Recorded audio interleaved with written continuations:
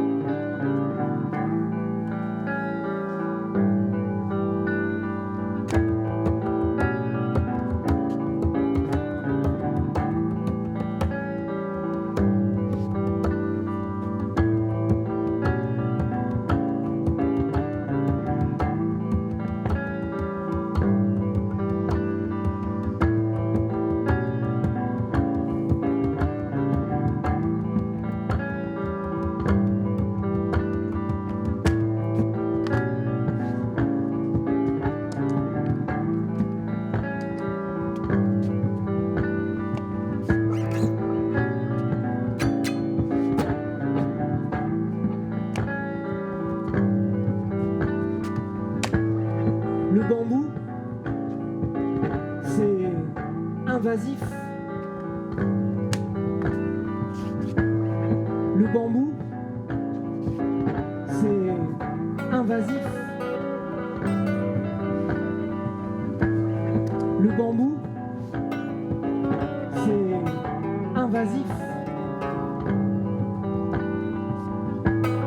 Le bambou, c'est invasif. Le bambou, c'est invasif.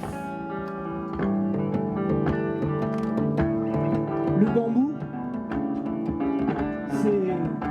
Le bambou, c'est invasif. Le bambou, c'est invasif. Le bambou, c'est invasif. Le bambou, c'est invasif. Le bambou, invasif. C'est invasif. C'est invasif. Invasif. C'est invasif. Invasif. Le bambou, c'est invasif. Le bambou, c'est invasif. Le bambou, c'est invasif. Le bambou, c'est invasif. Le bambou, c'est invasif. Le bambou, c'est invasif. Le bambou, c'est invasif. Le bambou, c'est invasif. Le bambou, c'est invasif. Le bambou, c'est invasif.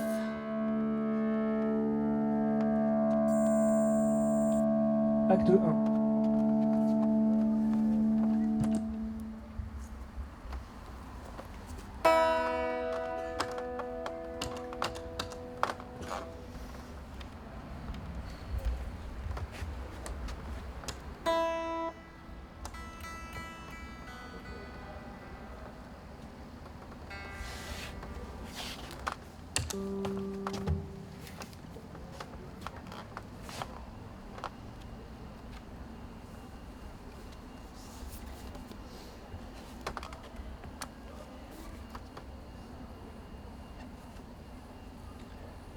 Je viens de sauter dans le vide là. C'est sans filet ? Je pense immédiatement, c'est un peu grave comme image, mais ça marche. Ça la fait rire, elle laisse ma main sur sa joue, je sens saillir la pommette. Dans ce rire est la mesure du risque que d'un tel geste je prends, le plaisir qu'elle y prend. Avec les petits mouvements de son ventre, sa chaise vibre, et le dossier qui touche le long miroir derrière elle fait cliqueter le cadre métallique contre le mur.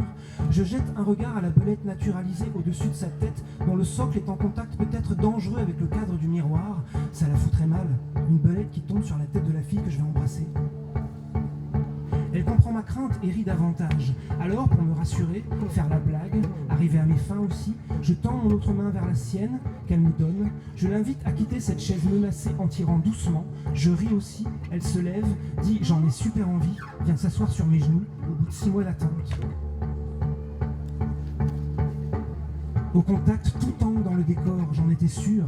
Maya est fine, mais n'a pas les os pointus. Et moi, je fonds, je gondole. Je suis le roi du pétrole. Elle a juste sa position d'un petit coup de rein, ses reins de reine. Oh miracle, oh!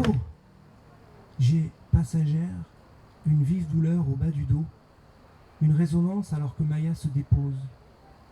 Je serre les dents, elle n'en saura rien.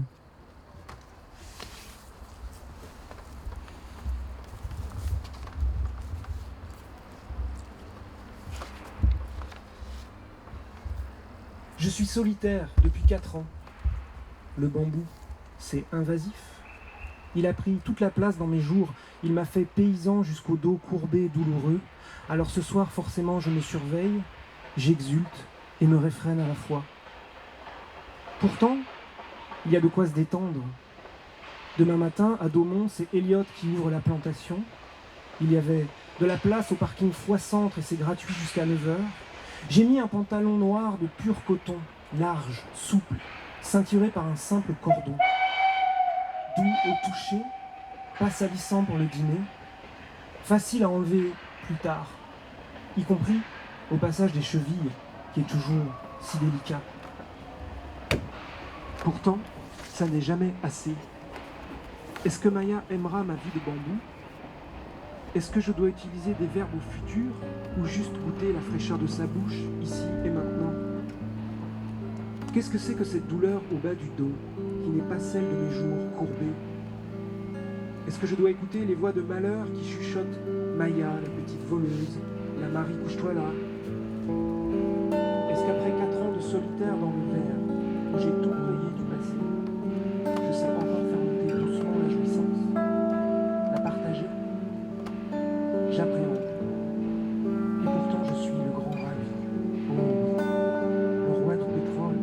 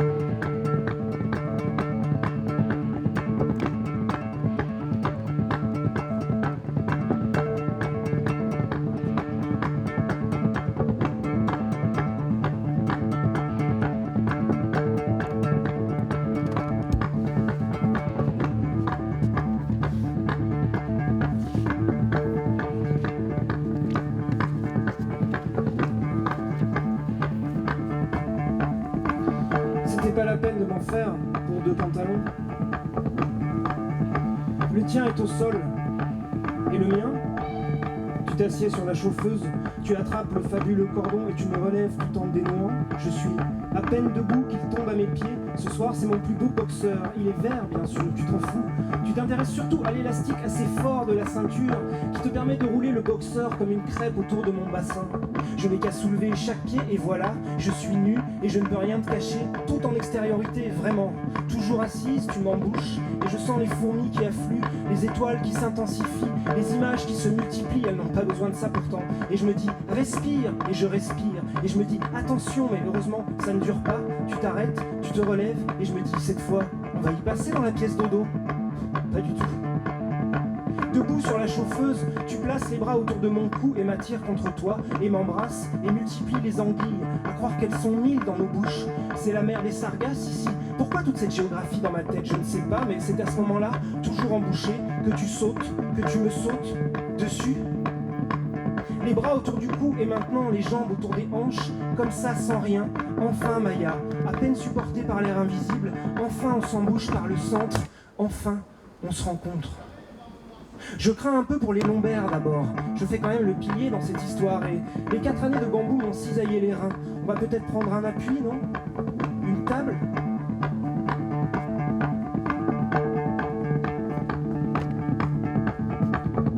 Et puis d'un coup, tu reposes les pieds sur la chauffeuse, sans m'évacuer du milieu. J'imagine que tu veux la pièce dodo, je recule, tu poses les pieds au sol, et je suis toujours dans ton milieu, et je n'en reviens pas, et je croise ton regard sous les sourcils dressés. Il s'étonne lui aussi. On peut comme ça se rencontrer d'amour, debout, tout droit.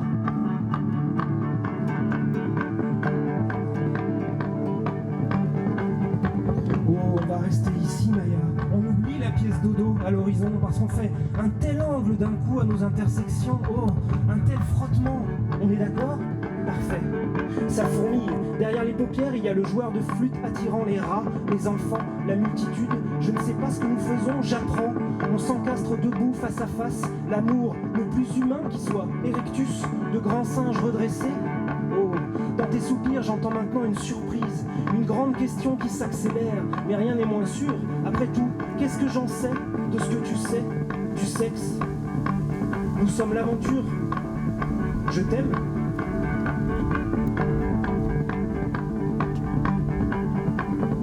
Avec toute cette géographie qui me vient, ça n'est pas du tout gênant d'imaginer, alors que nous sommes seuls au monde, entre 4 murs, dans l'intimité la plus haute, que la Terre continue de tourner avec ses foules et ses immensités, son atmosphère, ses abeilles, nous en sommes. Elles nous prolongent à bonne distance, mais par des filins solides. Si je tire ici, c'est Haïti. Toi, ta main donne sur Madagascar. Nous sommes verticaux, nous sommes l'axe. Ça tourne.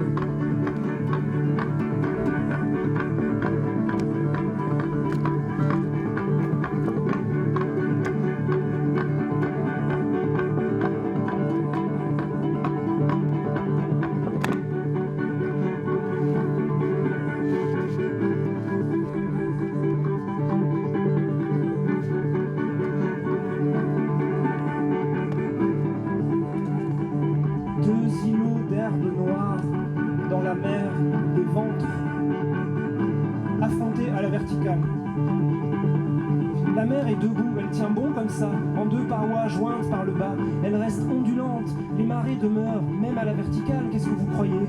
Maya, bon sang, ça pulse, les images et les baleines. Est-ce qu'elles pourraient venir respirer à la surface verticale de la paroi, souffler leurs gerbes blanches non plus vers le ciel, mais à l'horizontale? Est-ce qu'elles feraient ça?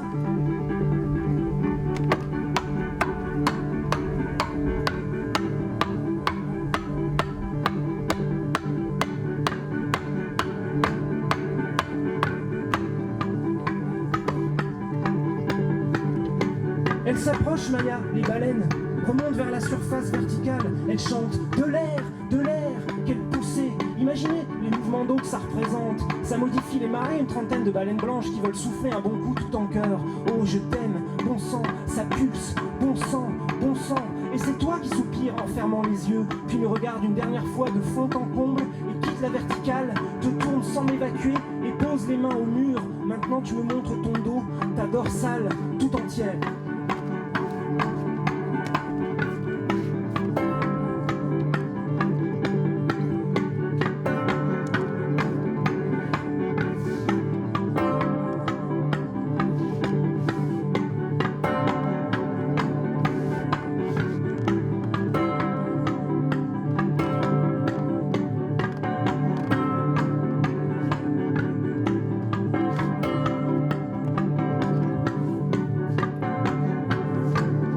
Je suis ta dorsale, ta crête qui saille de la mer blanche. Je la prolonge, ça s'accélère. On comprend très vite quel plaisir tiré de chaque angle nouveau maintenant. Je suis ton axe, par intermittence, je vois ma barre qui est la suite de ta colonne. Une queue, oui, proprement, la tienne.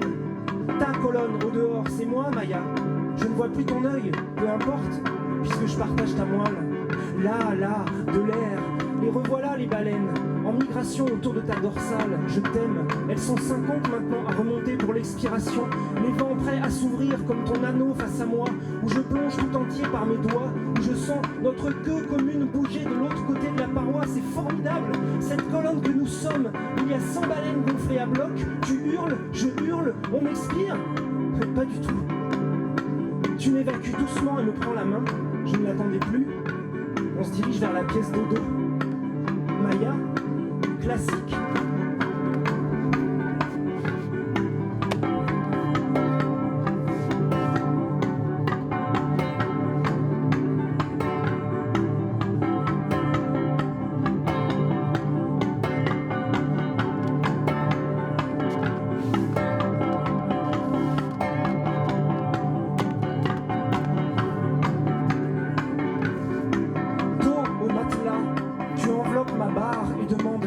Ma main à ton anneau et fais courir les tiennes sur mes fesses. Je sens bien que c'est mon anneau à moi que tu cherches, j'ai compris. Il n'y a qu'à longer que tu peux l'atteindre. Tu veux qu'on se courbe par tous les bords. Attention, si tu me cherches par là, tu vas me trouver. Tu t'approches du bord. Baleine, fourmi, une chaleur de Gulfstream qui parcourt tout le globe comme Superman en rouge, très très vite dans un vieux film. Tu hurles, je hurle. Bon sang, bon sang, bon sang. Oh! Attends, stop. On arrête tout. C'est beaucoup trop douloureux.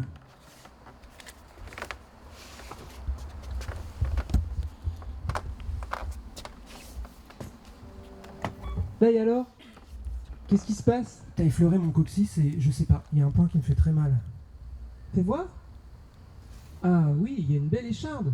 Attends, je vais te l'enlever, j'ai des ongles. Arrête! Ça me fait une décharge atroce. Ok, j'insiste pas. Maintenant, ça saigne en plus. Tu aurais du coton et un petit miroir? Elle fouille dans la salle de bain et ramène, avec un paquet de ouates, un nécessaire à maquillage qui s'ouvre sur une glace ronde. Elle rigole. C'est sûr que je m'en sers d'une façon inhabituelle. Elle cesse en me voyant blêmir face à ce que renvoie le miroir entre mes jambes.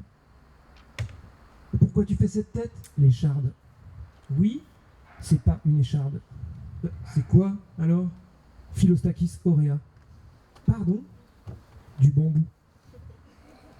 J'ai une pousse de bambou qui me sort du coccyx.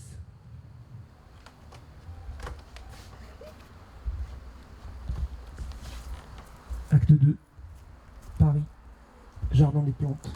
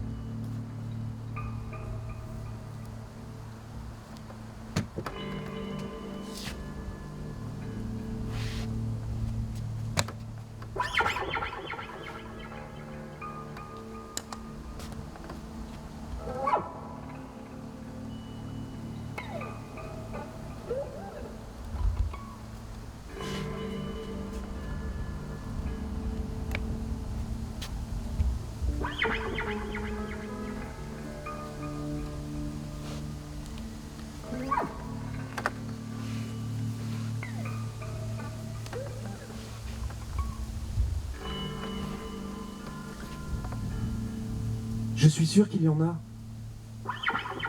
Des moustiques. C'est obligé. On ne peut pas avoir le beurre et l'argent du beurre. Quand on veut recréer un climat tropical humide, il faut assumer les conséquences. On peut faire pousser des bananes en plein Paris, mais on favorise aussi l'apparition des insectes qui vont avec. C'est tout. Ça leur ressemble tellement, ce genre de dénégation. Non, non, monsieur, c'est encore une de vos petites réactions cutanées. Ça n'est pas un moustique. Comme si je savais pas faire la différence entre un bubon et une piqûre. Les moustiques et moi, on a la même origine, tropicale, humide. C'est bien pour ça qu'on m'oblige à passer toutes mes nuits dans ces putains de serres, quitte à pousser un peu dehors les derniers visiteurs. Même avec 5 heures de lampe à sodium par jour, c'est pas l'idéal un sous-sol pour une plante. Le reste du temps, ils ont intérêt à m'offrir des conditions de croissance optimales. Après, il faut qu'ils soient un peu logiques. Si c'est bon pour les bananiers, les ficus, les palmiers des Bermudes, et moi, c'est forcément bon pour les moustiques. Elle dort comme un bébé. Aucune piqûre. En voilà une qui n'a pas le sang sucré. J'ai jamais bien compris si c'était un compliment quand elle disait ça, mamie. Elle avait le sourire, mais maman, avec sa peau blanche et sans boutons, n'était pas flattée, je crois. Ça se sentait à sa bouche, qui ne souriait pas jusqu'au bout, qui restait fermée, comme tout le visage, au fond. Si mamie avait connu Maya, est-ce qu'elle lui aurait fait des compliments? Pour sa peau intacte, malgré les nuits dans la serre, ici, au Muséum national d'histoire naturelle? Ou pour autre chose?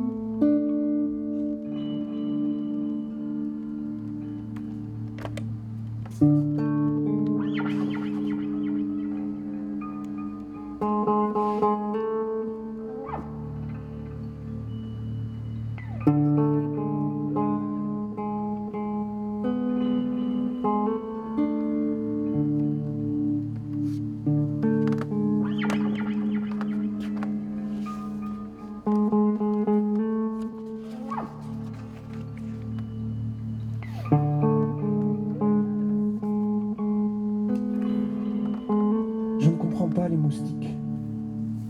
Leur injustice à eux, leur défaut d'instinct. On leur propose sur le même lit une fille à la peau délicate tachetée, une fille gorgée de sang délicieux et un monstre qui n'a plus que de la pisse de bambou dans les veines. Ils choisissent le monstre. C'est si sucré que ça, ma sève. Ou alors les moustiques de serre sont spécialement dégénérés, à force de se cogner la tête contre les vitres. Ça doit quand même les surprendre quand ils se mettent à pomper. Ou alors c'est une variété de moustiques végétariennes. Si je ne suis pas le seul, s'il y a déjà toute une petite population mais semblable autour de la Terre. Les parasites ont eu vite fait de s'adapter à tout ce sang nouveau, bien contents d'avoir trouvé un spécimen au cœur de Paris après un long voyage d'exploration depuis où? La Chine du Sud? Le Laos? Les grandes terres de bambou, quoi. Les terres de secret aussi, là où mes semblables pourraient vivre sans que ça se sache. Quelle chaleur! Juste la serre, ces jets de vapeur minutés, numériques, ou bien aussi un peu de fièvre. Pourtant, j'ai tout pris comme il faut au dîner. Avec le printemps, va peut-être augmenter les doses. La poussée de croissance amplifie le rejet. Ils ne me piquent pas, les infirmiers. Ils m'arrosent tout le jour, au goutte à goutte. Et les moustiques de fièvre, ils sentent bien que j'ai le corps ouvert, pré-piqué. Ils n'ont qu'à suivre le sillon. J'attire les feignasses en fait. Les mous de la tronque, elles blouse blanche. Pas trop regardant sur le verre dans mes veines. Du moment que le prélèvement se fait sans effort. C'est ça. Sans effort. Quelle chaleur, sans effort.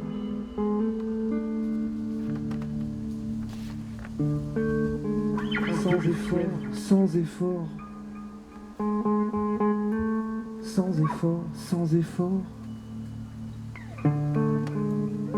Quelle chaleur, sans effort, sans effort. Sans effort, sans effort. Sans effort, sans effort. Quelle chaleur, sans effort, sans effort, sans effort, sans effort, sans effort, sans effort. Quelle chaleur, sans effort, sans effort, sans effort, sans effort.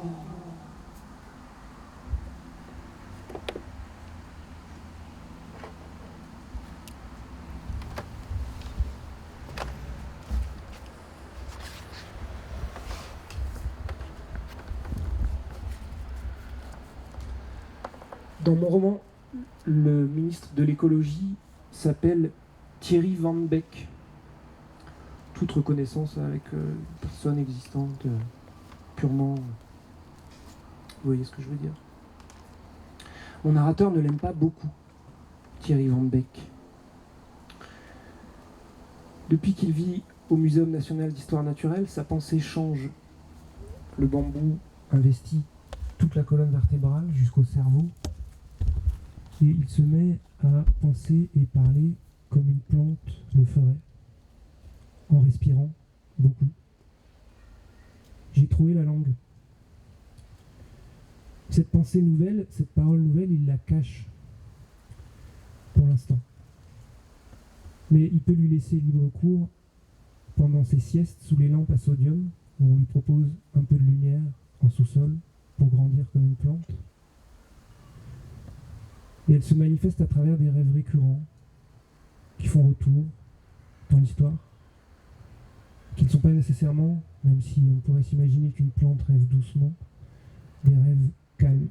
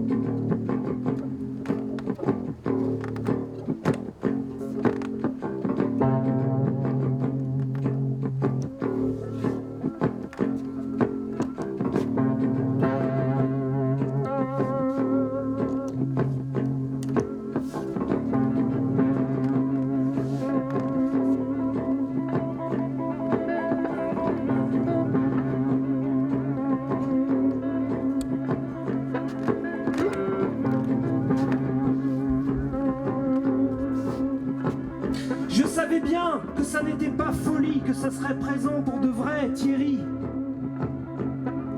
Tout est froid comme les ciseaux dans ma poche, le paysage, l'air, mon sang, ma sève, le cadre du remonte-pente. Loin, tu as dû partir loin pour trouver la neige avec tes amis, strier le paysage de tes pauvres skis, Thierry Van Beek. Mais je suis têtu, j'ai bien su te trouver, j'ai des ciseaux, et tu as menti aux nations. Monte le remonte-pente vers l'endroit de ma mission pour de vrai. Là-haut est Thierry, là où c'est glacé sous le soleil. Et tes pauvres skis ne glisseront pas assez vite pour fuir les deux lames glacées, Thierry, au bout du remonte-pente. Et les pauvres bras de tes gorilles seront paille sèche pour mon bras juste et plein de sève. Oui, tu verras ce qu'est la juste colère de la sève. Avant de ne plus rien voir, avant ton rien, Thierry, ton rien du tout, ton sang sur la piste.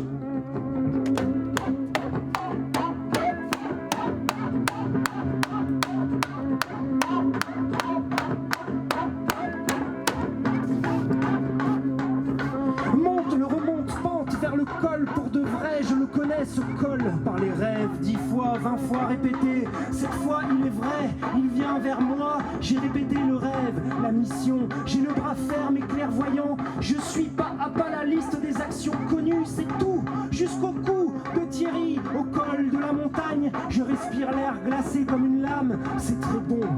Il y aura 3 gorilles, je les blesserai à peine. Rien pour eux, juste me faire place. Les lames sont pour Thierry seul, et je fuirai vers l'océan. Ici, c'est pas pour les plantes tropicales. Vite, le col, le voilà, le sol blanc, le creux de tous les skis retrouvant le sol, la piste. Le voilà, Thierry, je te vois à 100 mètres. Je vous vois tous les 4, j'ai de bons skis. Je glisse, je sens dans ma poche les 2 lames glacées des ciseaux. Buter, je vais te buter, Thierry. Je vais te... Oh! Oh! Quoi? Mais tout va bien? Excusez-moi. Non, moi ça me dérange pas.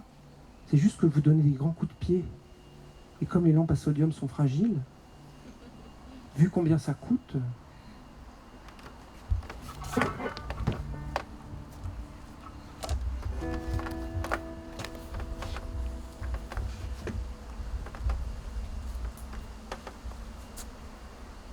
Encore une réunion de bilan scientifique sur mon cas avec le professeur Marie-Rose.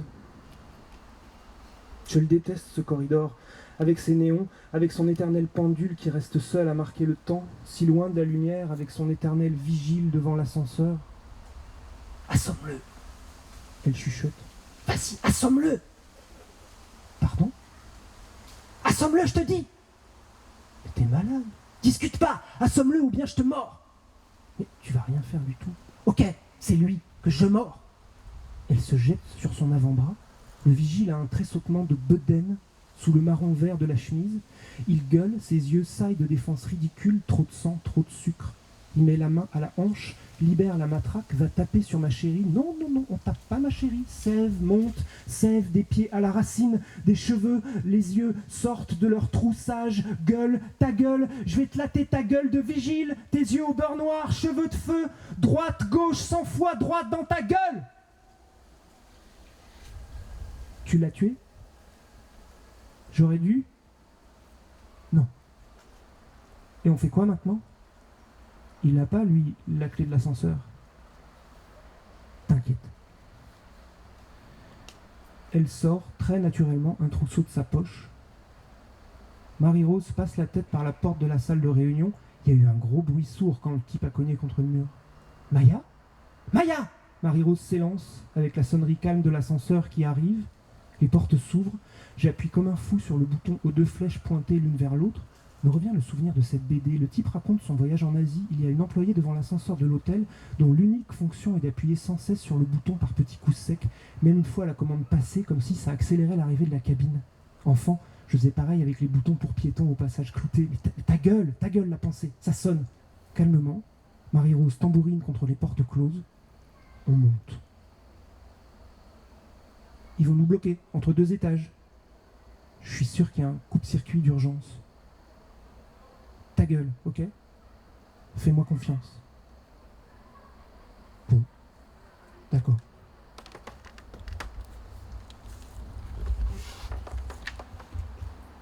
Les portes de l'ascenseur s'ouvrent. En face, c'est noir de monde. Je sais pas pourquoi. Avec l'urgence, tout est flou, tout est diagonal. Un quart de scolaire, des touristes, étrangers. Je m'apprête à bondir, mais Maya dit « On traverse, vite !» Quoi? Mais non. Des grappes de corps, des voix, on est au milieu, on voudrait courir qu'on ne pourrait pas. Pousser le monde, ouvrir un canal dans la foule. Cassez-vous, je m'enfuis. Enfin, je suis à l'air libre, libre comme l'air. Vous comprenez ça? Des grappes de corps, des voix graves, toutes, que des hommes, debout, d'autres accroupis, beaucoup. Accroupis-toi! D'en bas, je regarde vers le ciel, je vois le minaret. C'est la grande mosquée de Paris. Ok, j'ai compris. J'ai compris pourquoi c'est aujourd'hui que Maya veut fuir. Le vendredi à 13h, c'est la fin de la prière. La sortie de la mosquée est juste en face des portes de l'ascenseur du muséum. Les accroupis sont ceux qui renouent les lacets de leurs chaussures. Cette fille est géniale. On est planqué par les jambes des premiers sortis, déjà debout, qui discutent. Sous les capuches, personne ne nous remarque. Ni moi, le monstre, ni elle, la fille. Elle souffle. Regarde. Entre 30 paires de jambes, je vois 10 gardiens du muséum jaillir de la bibliothèque, s'arrêter en piaffant, plisser des yeux en tous sens, regarder vers notre foule, hésiter, mais non, on touche pas à ça, à cette foule d'hommes qui ont prié en arabe. C'est interdit. Ils se divisent en 2 groupes qui se ruent chacun d'un côté de la rue. Elle chuchote. Rien ne presse. Je ne vois pas ses yeux, je vois son sourire. Elle refait scrupuleusement un lacet imaginaire, puis l'autre.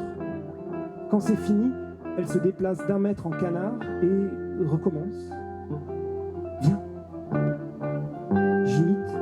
5 mètres, 20 mètres. On avance à l'abri des regards, au milieu des jambes. Il y en a tout le long du trottoir, toute une forêt.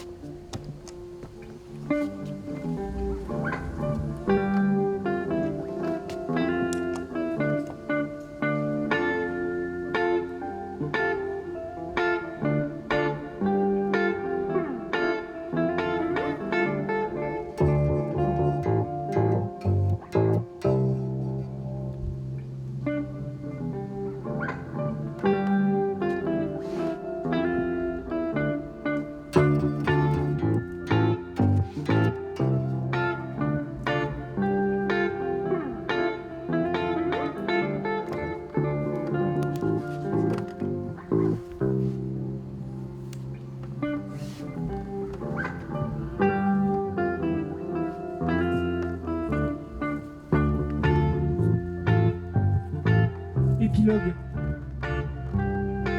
Ville de Porto. Bord de plage. Vent salé. Il entre ou non, c'est selon les désirs. Appuyer, c'est tout, c'est facile. Tout est facile.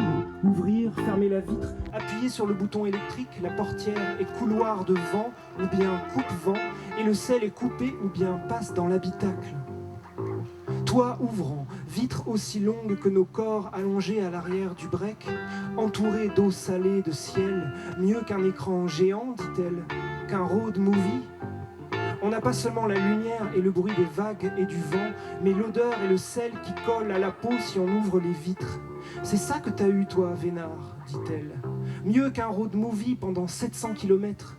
Ici, allongé à l'arrière du break, toi, t'en as vu du pays, du paysage. C'est simple. Je fais la plante. Maya, le mouvement sur les vagues, le paysage de maintenant défile, le voyage de tout le jour défile, je les vois ensemble, la première plante mouvement, moi, allongé à l'arrière, à passer les forêts, les déserts, les montagnes et les plateaux, tourné vers l'arrière, a vu le pointillé blanc fuir, fuir, fuir, 700 km. Maya fait le mouvement, court, vole tout, c'est facile. Portefeuille, ticket de train, voiture, 2 fils sous le volant et puis appuie sur l'accélérateur jusqu'au bord de l'eau de l'Europe. Sur les vagues de maintenant s'impriment les gros cailloux rouges de tout le jour, les pins, les eucalyptus, oh frère. Les forêts, les déserts et maintenant l'océan, les dunes, les rochers, les dunes, pas des déserts, oh non, des champs entiers de plantes succulentes, de doigts triangulaires dressés, gonflés d'eau, au centre un œil rose, des cils roses tout autour, la fleur. Les pins, les eucalyptus et maintenant les succulentes dressées ensemble respirent. Par la vitre, on entend l'ensemble, on respire avec, on entend les succulentes fleurir, inspire, expire, mourir, c'est pas grave. C'est ça l'avenir pour nous. Il est vert, il respire humide, tropical, humide. Tropical, humide. Tropical, humide. Inspire, expire, mourir.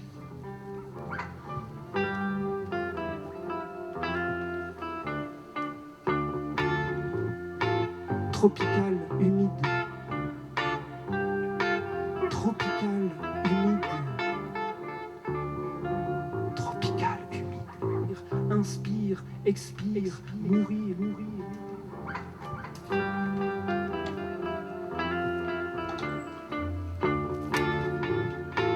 Tropical, humide. Tropical, humide. Tropical, humide. Inspire, expire, mourir, mourir.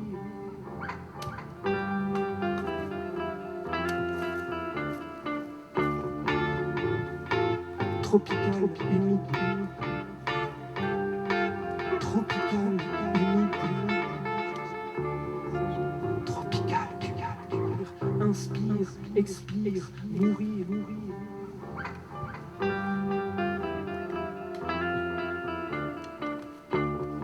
Tropical, humide.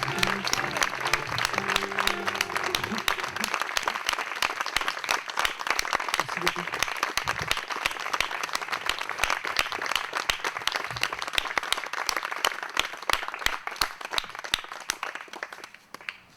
Juste une blague pour la fin.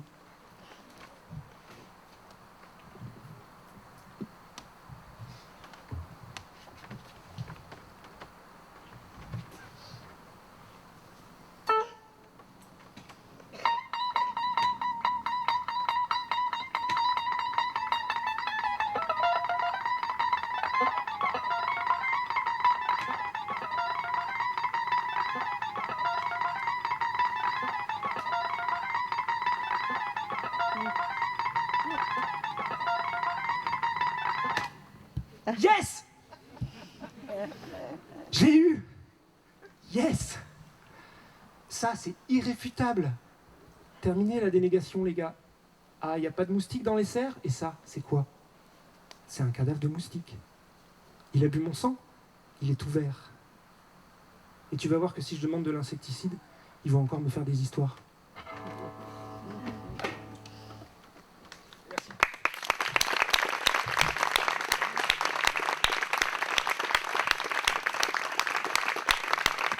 C'est vraiment une grande chance d'avoir fait ça ici, donc je voudrais remercier de tout cœur les gens de la Bambouseraie, Muriel Nec en particulier, les gens du festival Texte et Voix en Cévennes, Nadine Eggels en particulier, et puis vous pouvez applaudir Antoine qui a fait le son, s'il vous plaît, qui m'a aidé à installer tout ça.